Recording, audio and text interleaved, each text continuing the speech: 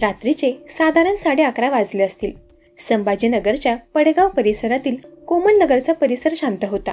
इथेच राहत होता सुरेश खालापुरे व त्याची पत्नी शीला खालापुरे. सुरेश एक रिक्षा चालक होता.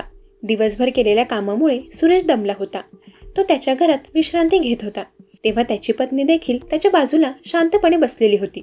घरातील वातावरण नेहमीसारखंच होतं, पण त्या रात्री एक अदृश्य काळोखी शांतता सर्वत्र पसरली होती.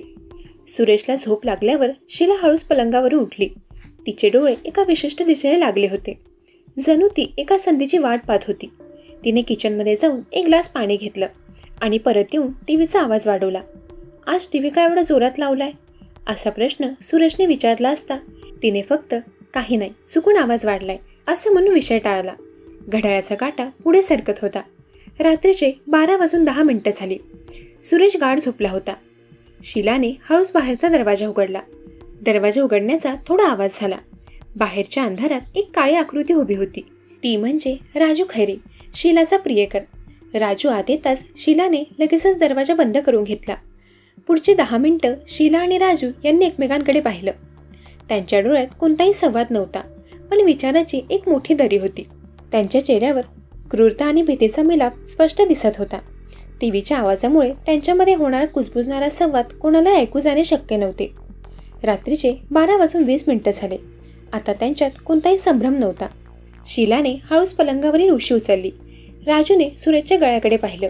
एका क्षणात त्यांनी ठरवलेल्या गोष्टीची अंमलबजावणी सुरू झाली. शीलाने सुरेशच्या तोंडावर उशी दाबण्याचा प्रयत्न केला. त्याचवेळी राजूने गळा आवळण्याचा प्रयत्न केला, पण सुरेश अचानक जागा झाला आणि त्याने प्रतिकार करायला सुरुवात केली. त्याला वाटलं की कोणीतरी चोरी करण्यासाठी घरात घुसला आहे, पण समोर आपली पत्नी आणि तिच्यासोबत एक अनोळखी माणूस पाहून तो गोंधळून गेला. त्यांची झटापट सुरू झाली. 12:35 झाली. सुरेश पूर्णपणे घाबरला होता. तो ओरडण्याचा प्रयत्न करत होता, पण शीलाने त्याच्या तोंडावर उशी दाबल्यामुळे त्याचा आवाज दाबला गेला होता. राजूच्या हातातील पकड घट्ट होत होती, पण सुरेशने सर्व शक्ती एकवटून प्रतिकार सुरू ठेवला. ही झटपट जवळपास 15 मिनिटं चालली. पुढे 12:50 झाली. या झटापटीत सुरेश भिंतीच्या आणि पलंगाच्या मध्ये अडकला. यामुळे राजूच्या हाताला सुरेशचा गळा पूर्णपणे पकडता आला नाही, पण राजूने गळ्यावर दाब कायम ठेवला.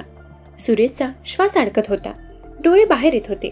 तो ओरडण्याचा प्रयत्न करत असतानाच अचानक त्याच्या तोंडून असा जोरात आवाज निघाला की तो आवाज टीव्हीच्या आवाजाच्या पलीकडे गेला.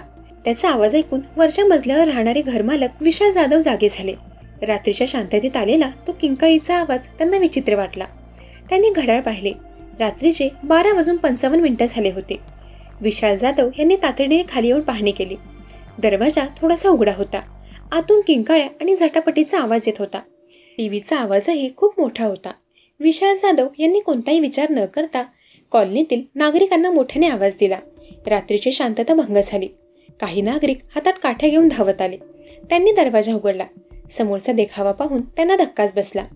एक माणूस दुसऱ्याचा गळा दाबण्याचा प्रयत्न करत होता आणि एक महिला तोंड दाबून धरत होती. याच वेळी शीलाला लक्षात आले की आता आपण पकडले जाऊ. तिने राजूच्या डोळ्यात पाहिले.